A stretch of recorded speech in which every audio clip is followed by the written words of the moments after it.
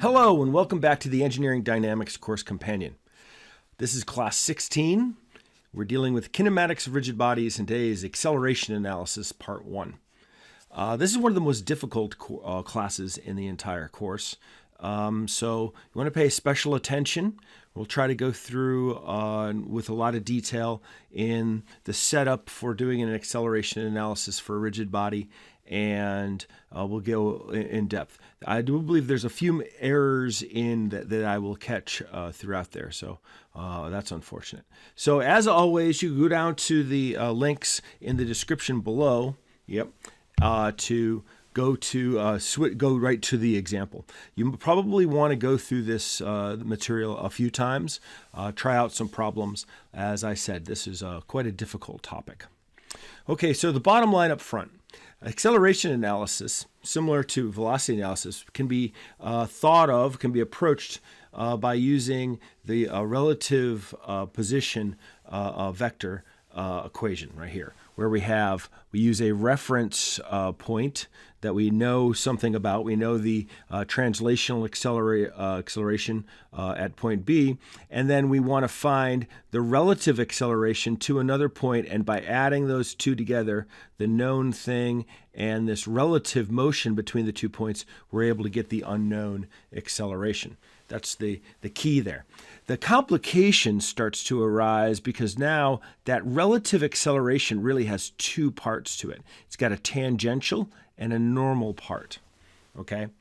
And something else that we want to make sure that we recognize when we're doing a acceleration analysis in rigid bodies, we have to do a velocity analysis first, almost always.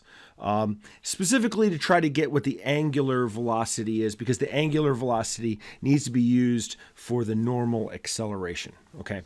And by the way, vector triangles are kind of difficult to use for acceleration analysis. It can be done. I'll describe some of that, but generally we'll avoid trying to use the triangles to either solve or even just to confirm the acceleration analysis. It can be done, but it's hard. Okay, so the big idea here is that we have several different parts, right, of this acceleration analysis. That relative acceleration right here, as I mentioned, is broken down into a tangential and a normal. I'm trying not to say component because they're still vectors, right? That the tangential part of it is still a vector itself, and the normal part of it is still a vector. So quite often, okay, so here's the vector math of the thing, and this works. This should be correct even for 3 dimensions right here.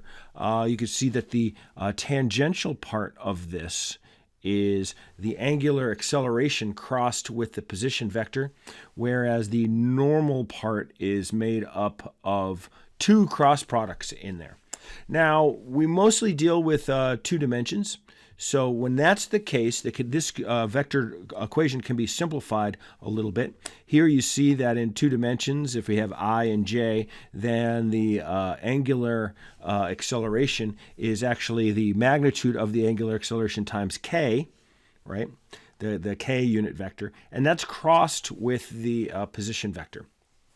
And then those 2 cross products that are up here in the fully written out equation in 2 dimensions, that turns into a negative omega squared right there times the position vector. And you might want to, just to try to get a better understanding for what's going on here, maybe to make some connections to stuff that you already know, take a look at the polar coordinates acceleration for particle kinematics. And we can see that we're uncovering some similar things here. For one, we could take a look at this part right there, and we can see that it matches up with this part right here. So this normal portion of the relative acceleration is right here. So we can refer to that as the centrifugal, right? That's the one. And you notice that negative makes it so it's going to be pointing towards the center of rotation, right? That's what we remember from this one in polar coordinates. We could also take a look at this r theta double dot. right here. That's the equivalent of this right here, right? That's like the tangential, this is the tangential aspect of that relative position acceleration, or that relative acceleration. Now, and these other parts of the polar coordinates, particle kinematics, well, they don't show up because the position vector within a rigid body doesn't change. So both the r double dot and the r dot, those are 0 in a rigid body. But we'll see in class 18 that they can show up again. But for right now, we can see that they make this connection between the two. So that maybe will help us to try to recognize and not make this seem as much of a new equation. All right, so the solution method using vector math, here's that equation that we're going to approach. What we should do is write out, these general vectors for what's going to be fed into them. And so here we can see there's i's and j's all over the place, but we have this k that has to be crossed against and distributed to the I and the j right in here. So once we do that, we're going to have a j is going to fall out from the k cross I, and a negative I is going to fall out from the k cross j. And we could collect all the i's and the j's together, and what we end up with is these two equations right here. And what we'll often find ourselves having to do is trying to solve one of these or the other. Hopefully there's, it makes it a lot easier if, like say, the thing is constrained in, maybe point A is constrained to only be in the y direction. So therefore, in the x direction it's 0. Then we should gravitate towards the x direction to be able to try to solve that angular acceleration. And then as soon as we have that, then we can go find the acceleration in the y direction. Something along those lines. We usually find some type of strategy to try to isolate. Otherwise, we might end up having two equations and two unknowns and make it a little bit extra math to have to take care of. So another approach to this, that was using vectors, and it's very valid, and you should know how to do it. But it's really useful to try to use this acceleration diagram that's very much similar to the velocity diagram that we used in the previous two classes, or at least in 2 classes ago. I think it was class 14. And what we want to have is this result is equal to the translation plus the rotation. So once again, one of the points is going to be the point that we write an equation for, and the other point is going to be the one that we use as the reference. In this case, we decided that B was the reference, right? So we went ahead and we put that acceleration at point A, and then on the translation one, and then for the rotation one, we went and pinned it at point B. Right? So it's going to have this motion, and that angular acceleration is going to cause a tangential a relative acceleration, right? But then the angular velocity is going to cause a normal portion of that relative acceleration, right? So we're using the B as a reference, and we're writing an equation, this equation right here, for that point A. Now, this when we're using the acceleration diagram, what's a good idea is to break the thing down into x and y components, right? So here's a little bit of the confusion when we're working through it using this method. We have the component of the component, right? So it's the x component of the tangential and the x component of the normal that we have right there. And then when we have the y, it's also that part. And what you want to do in this method is make sure that you're using the plus or minus, the signs, based on what's in the diagram, what's happening in the diagram. And then you want the cosine and sine based on what's in the diagram. And it's going to depend on what the situation is in the scenario, the position, and what's taking place, whether those whether there's a positive, negative, and whether it's multiplied by a sine or by a cosine, depending on which angle that you end up using onto the thing. There are some problems that are similar to others, but you really have to think your way through it instead of like in the vector math, you could pretty much go through a routine. Here you have to think your way through a little bit, so that causes little problems.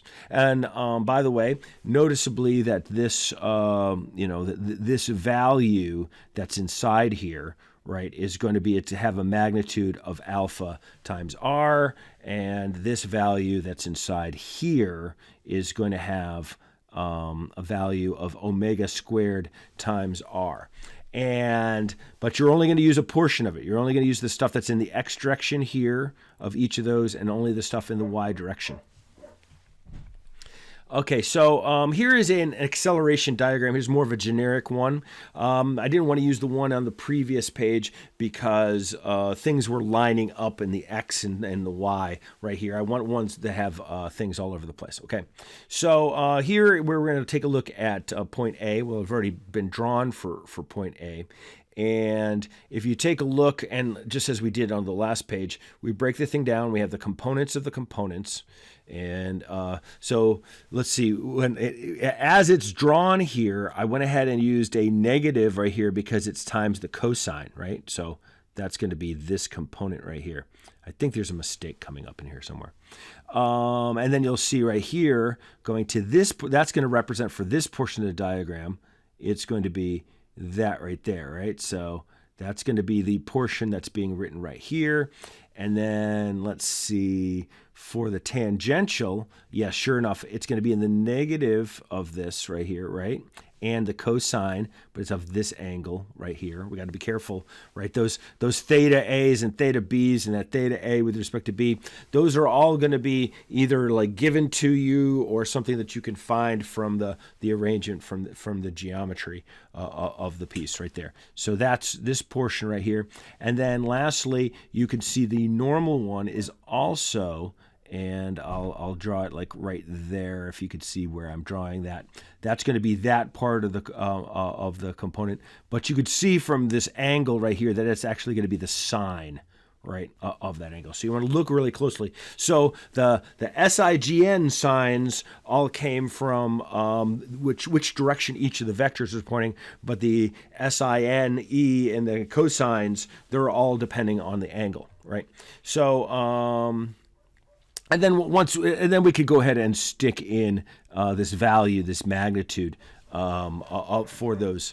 But we might actually not know. We might be solving for, quite often we will be solving for alpha, and we would have already solved for omega from the velocity analysis. Okay, so in the y direction, we have a similar thing that takes place. And here, just confirming, maybe I'll change colors so that we could see this. Let's see. We will change to blue. So right here we have this part of the component right there, right? And then over here, yep, sure enough, we have that component of that acceleration at B. And then here, okay, yep, sure enough, we have a positive, and we're using the sine, yes, of that theta A with respect to B. And then here you notice that it's negative. Well, that's because this is coming downwards right there, right? And we're using cosine right there because that's where that angle is, right in there. So that's it. And then of course we were plugging in the values over here. So that's like the big idea.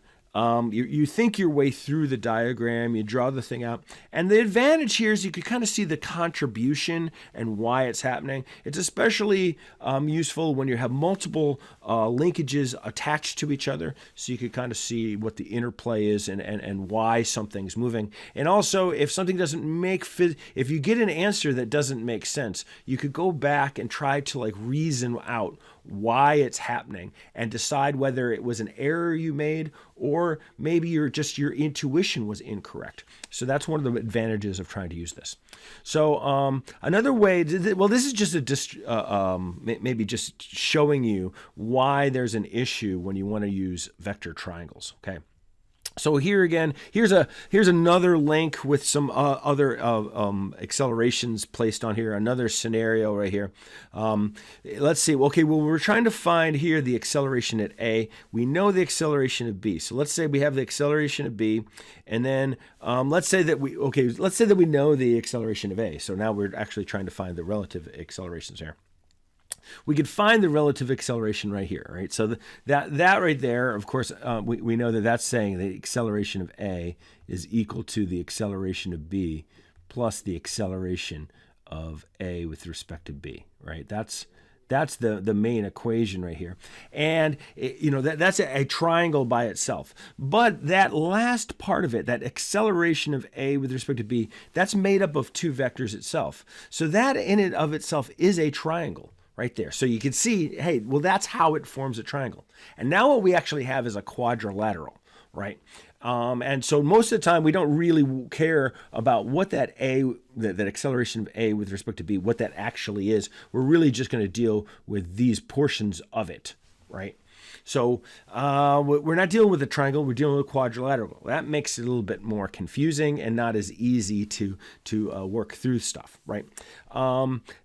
The other aspect that makes it more difficult is like now we have the same piece, but we have different accelerations that I've placed onto this. And so let's say that the acceleration of B and the acceleration of A are coming in this way. Well, this is what the relative acceleration is going to be there. But that can be made up of this vector and that vector, right? So you can see how that might happen. Now that all of a sudden it crosses over, and we could call that a bow tie sometimes, right? And that just looking at it makes it confusing, and I think it makes it confusing for many students. It still can be done. You probably just want to approach it like triangles, and you could see that there's actually two triangles right there, right? Here's the one triangle, but here's the other triangle, right? This triangle right there. Right, so it's better to approach it that way. So, but for the most part, I don't think that the vector triangles is worthwhile doing this. I mean, it might help to check things out, and if you're feeling comfortable with the other methods, using the vector math or using the acceleration diagram. Yeah, use the triangles there just to confirm stuff, especially if you're going to try to, if you're having difficulty figuring out if you got it right or not. Here's another method that you could employ to try to confirm or refute a problem. All right, so here's example, and we're doing the same piece that we did in examples from class 14 and from class 15, but now it has an acceleration. Right, so it has all the same dimensions, and it's got the same position, it's got the same velocity, but now we're also including an acceleration, and we're saying that it's decelerating at B, right? So the acceleration at B is actually going upwards right there as we're drawing it upwards. So using the velocity results that we found previously, so we won't necessarily have to do it because we already did it, but if we were going to do this problem from scratch, we would be doing a velocity analysis before the acceleration analysis. We want to determine the acceleration at point C. So we're going to do it using vector math, and we're going to do it using the acceleration diagram. Right. So here is what we found from those previous examples. We had omega of the entire thing, call it omega ABC, was 0.4138, and it was going clockwise. So from vector math, we're going to write out what we have, right? I probably should have written, okay, so a lot of times it makes more sense to write this equation out first and then write down all of the things that you know in terms of vectors here. But we know we were given we were given the acceleration at B right here. So in this case, I've decided to keep it put the 0i in there, but it's really just 0.5j, and it's positive because it's going upwards, right? And I treat this as negative because I treat the angular velocity as negative because it is clockwise. And then we have this relative position vector between A and B. So we're writing this for A and B first. And our purpose is that we want to find alpha, right? That's our strategy that we're trying to work through. And so I write the thing out, write out these equations, and the unknown right here, of course, is the alpha. We also have an unknown of the acceleration in the x direction. I didn't point out, but I should say there's no acceleration in the y direction, right? Because once again, that point at A is staying attached to the surface there. And working through this, we distribute out the k cross to the I and the k cross the j, so that becomes a positive j for the k cross I and a negative I for the k cross j. And remember, we want to use the right-hand rule to do that, so go back and look at that. We also are careful and see the distribution. You'll notice that we're squaring the negative sign of the omega, so that negative didn't really matter which direction the angular velocity was. And we distribute the whole thing out. And what we want to do is we want to gather the i's or the j's. In this case, it's going to be the j that's going to be the most useful to us, because what we find is that we isolate that alpha, and that's the approach that we're often going to use, right? So we want to look for ways that we can manipulate the problem to get to right there, right? So that's a common thing that will take place, is to try to isolate that and find it, right? So we're able to find that we get 0.05808, and it turns out that that's going to be counterclockwise, right? So that's what's taking place. And by the way, this is kinematics, so we don't know why that's happening. Right, we were just given the acceleration at B, and so in order for that to happen, for all of these things to happen, that angular acceleration has to be 0.05808. Okay, and so now what we were asked for, though, is to find the acceleration at C. Okay, so I also, by the way, it's a nice thing to find out what the acceleration of A was. We weren't asked that, but it's good to find it out. And we do find that it is going in the positive direction, it turns out. That's kind of interesting. All right, so for the point C, now we want to try to populate this equation right here, which I think I probably should have written out first right there. So, but I wrote the relative position vector out, and that's going to be used. And by the way, so now we know this, we know this, and we know this, and so I was able to find that from the geometry. So we know all the things that we need to do. So it's just the effort needed to be able to find these results right here. So going through this, we distribute the k's, and we can lump the i's, and we're able to find that it's negative 0.7839 is the answer in the I direction, right? So in the x direction. And then in the j direction, or the y direction, we find that it's a positive 1.25, right? So write the equation out for the acceleration. And now we can use another method and compare it. Let's see. Okay, so here's the 3 diagram method, and it jumped up a couple things for me. So here's the 3 diagrams, and I'm going to do the diagram twice because I don't want to clutter it up. So I know we're working on C as well, but let's draw it twice, right? So we're going to use point A and B. So because we're with the same obstacle, or the same goal in mind, is to find that angular acceleration here. And I think in this case, I might have made an assumption. I drew this thing, and we have to be careful when doing that. I drew it with an angular acceleration going clockwise, and therefore I drew it with the tangential going up and to the right. And I think we're going to find out that was a bad assumption. So you have to be careful with this assumption thing. It'll bite you a couple times. So, but anyway, I drew the thing out. Here's the equation. And we want to break that equation down into the y components in the y direction first. And so just working through the diagram, we can see, okay, there's nothing in the y direction here.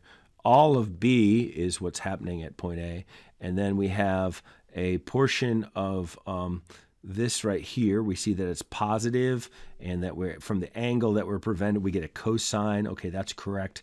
And then we have a negative of right here, because that normal one is going downwards, and then we have a sine because there's the angle right there, right? So with that, and plugging the values in that we got already from the the values that we know, we plug this in and we see that we have isolated alpha. So we do that and we get a negative value. What that means is that we guessed this wrong. Okay, so got to be careful when we do that. A lot of times, a good strategy when you're not certain what direction it's going to go is to guess it as positive. In this case, I guessed it as negative, right? I guessed the alpha AB was going in the same direction as the omega ABC. I should say the alpha ABC was going in the same direction as omega ABC, but.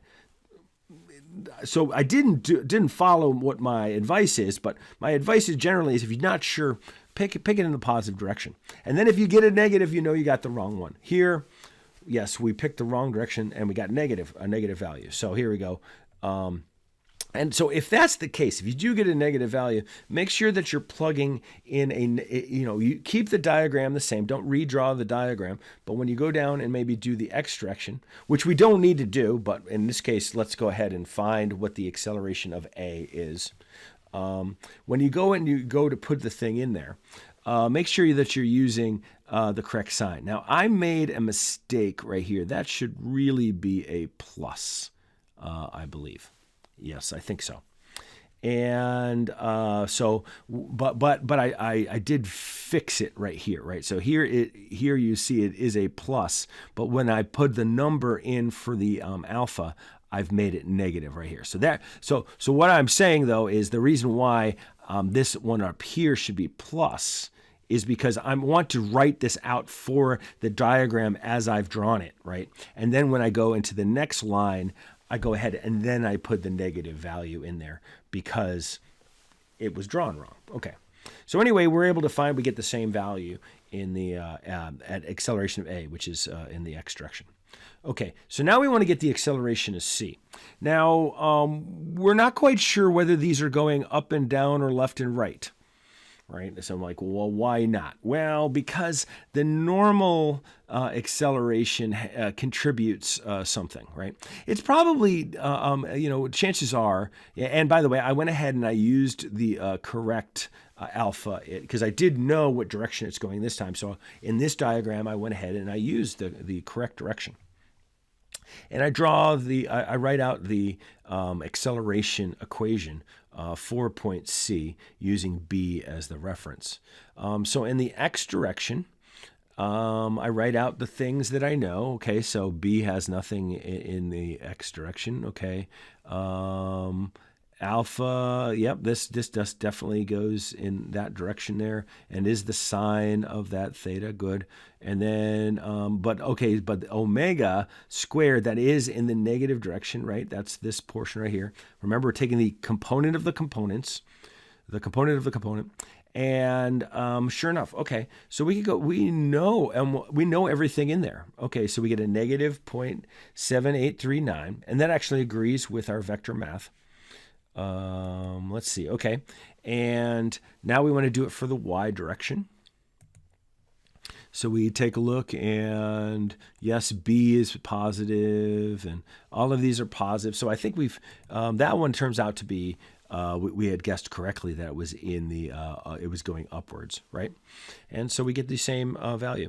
So we could write out this, the equation or write the full answer out in I and J, but it's often good to get the magnitude and the overall direction. That's something we'll probably want to know most of the time. So this is the solution right there. It's got an acceleration that's coming up in that direction. So that's this acceleration analysis. We're going to do another class. This is class 16. Class 17 is going to be some more acceleration analysis with a little bit more complication. I'm also going to introduce a topic that's not typically taught in undergraduate dynamics, but it's kind of interesting. It falls more into the line of mechanisms, but I wanted to I include an extra class because this is a difficult topic. So in terms of the material in the book, I wanted to expand a little bit more, give a little bit more content. So here is the Engineering Dynamics Course Companion, Parts 1 and Part 2. We're in Part 2 now. That's where Class 16 is, in Part 2. And these are available from Morgan and Claypool Publishers. If you go down to the links below, down in here, see, we'll take a look down there. Yep, they're the links. You'll be able to get access to them. Please consider subscribing to this channel. I'll be putting up some additional videos, updating things, that type of thing. And thank you again for your attention, and please provide some feedback. Thank you.